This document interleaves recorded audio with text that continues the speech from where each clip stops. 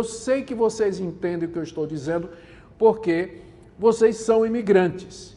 E isso faz parte, foi natural. Talvez alguns de vocês vieram, né, para os Estados Unidos em busca de uma vida melhor, de uma situação melhor. Tem alguma coisa errada com isso? Eu já disse que não tem.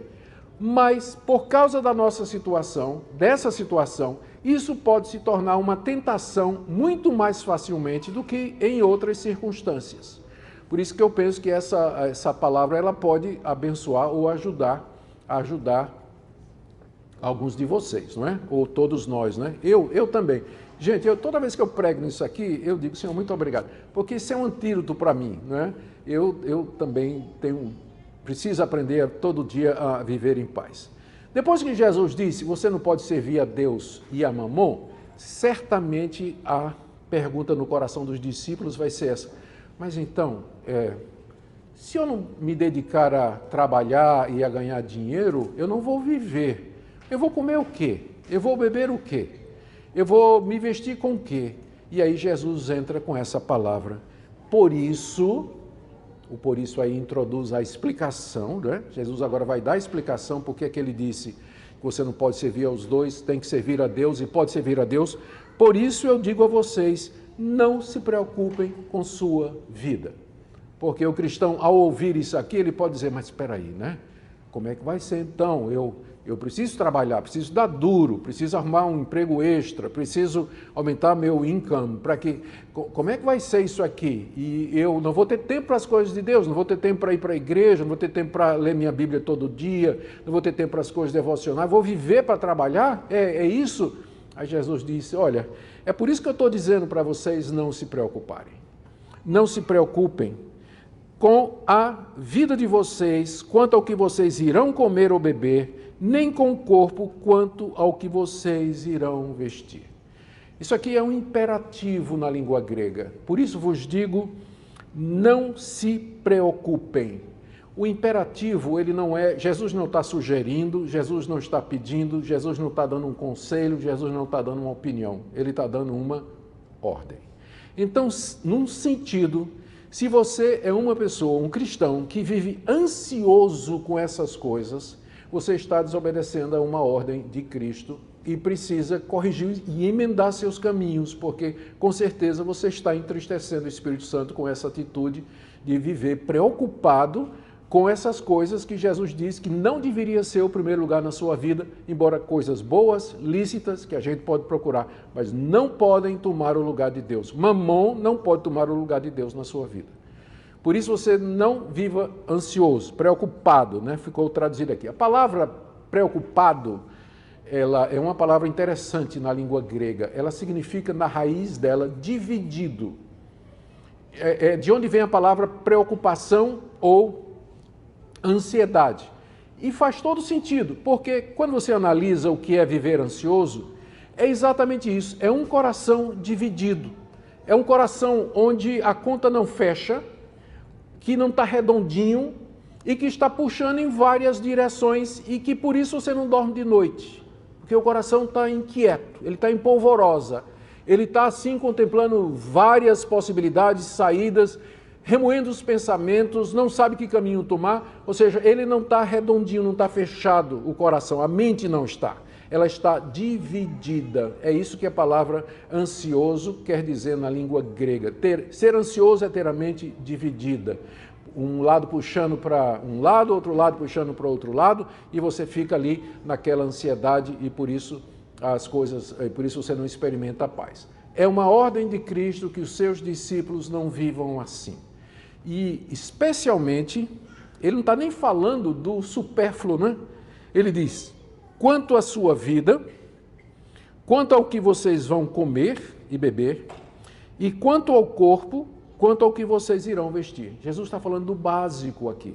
Ele não está nem E o pior é que a gente fica ansioso, não é nem por isso. A gente tem isso e a gente está ansioso porque a gente quer o pudim, né? Porque a gente quer o extra, a gente quer o topping.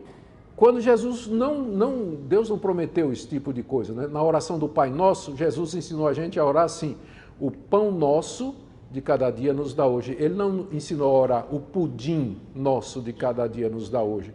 Então o pão Deus garante, o pudim pode ser. E o pior é que às vezes a gente tem o pão, a gente tem o básico e a gente está ansioso pelo supérfluo, coisas que a gente poderia viver sem elas, tranquilamente, mas por conta da nossa sociedade consumista, da sociedade ocidental onde a gente vive, o padrão de vida e tudo mais, a gente fica ansioso por essas coisas que a gente poderia viver perfeitamente sem elas. Então, quando Jesus diz aos discípulos, não vivam ansiosos com relação às coisas básicas da vida, ele está, de fato, proibindo que nós vivamos sempre nesse estado de inquietação com relação à nossa sobrevivência. Note que a palavra preocupação, ela é interessante. Ela é pré-ocupação. Você está se preocupando, você se ocupa antecipadamente de coisas que ainda não aconteceram. Eu estou ocupado, minha mente está ocupada hoje com coisas que ainda podem ou não acontecer. Chama-se pré-ocupação. E Jesus está dizendo aqui, não. E ele dá em seguida 6 ou 7 razões para os discípulos, o que eu considero algo bastante instrutivo. Jesus não chega somente para dizer assim, olha, eu sou o Senhor, vocês são meus discípulos, eu estou dizendo, para com a ansiedade.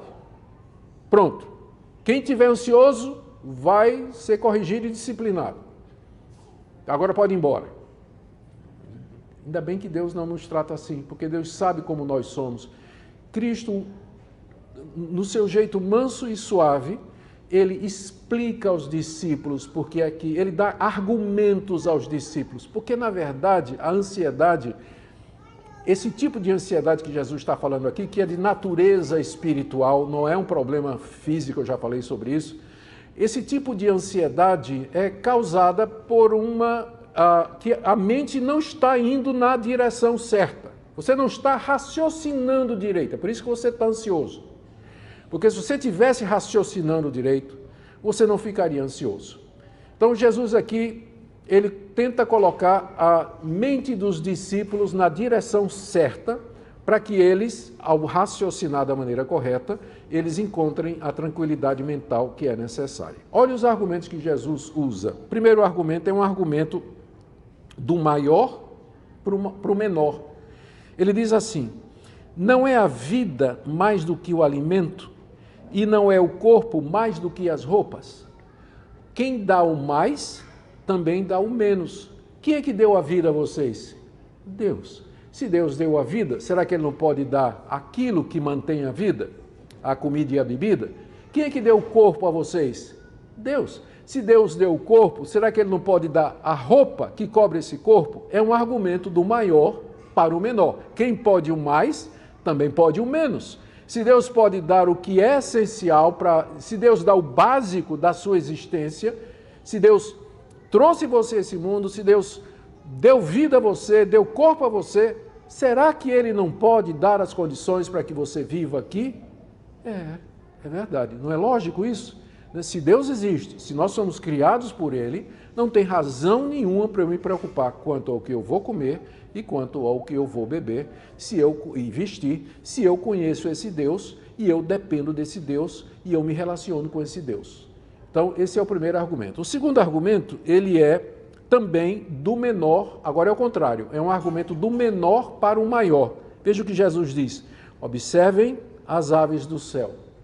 Elas não semeiam, não colhem, nem ajuntam em celeiros. No entanto, o Pai de vocês que está nos céus a sustenta. Será que vocês não valem muito mais do que as aves? Ou seja, Jesus diz, olha os passarinhos. Os passarinhos não plantam, não colhem, não arrumam, não juntam em celeiros. Contudo, Deus os sustenta através dos meios naturais. Os passarinhos sabem onde encontrar comida. Ninguém nunca viu um bem-te-vi com enxaqueca porque não sabe o que é que vai comer amanhã.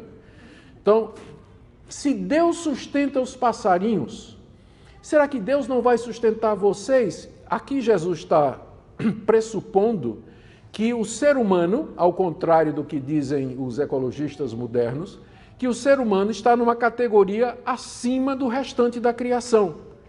Porventura vocês não valem mais do que passarinhos? Tem gente que vai dizer, de forma nenhuma.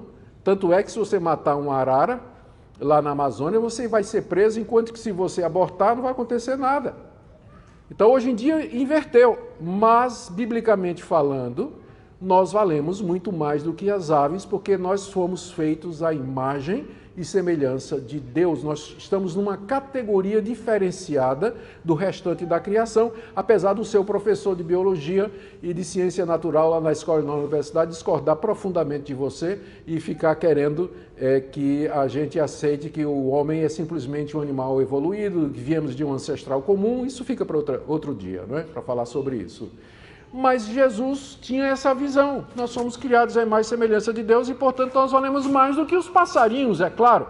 Agora, se Deus cuida do pintacilvo, se Ele cuida do bem-te-vi, se Ele cuida da andorinha, será que Ele não vai cuidar de você, que foi feita à imagem e semelhança dEle? É verdade. O argumento faz sentido, é um argumento do menor para o maior. Se Deus cuida, dá valor à menor das suas criaturas, será que não vai dar mais valor àquela que porta a imagem dele, que é a coroa da criação, que ele colocou como gerente de todo o universo que ele havia criado?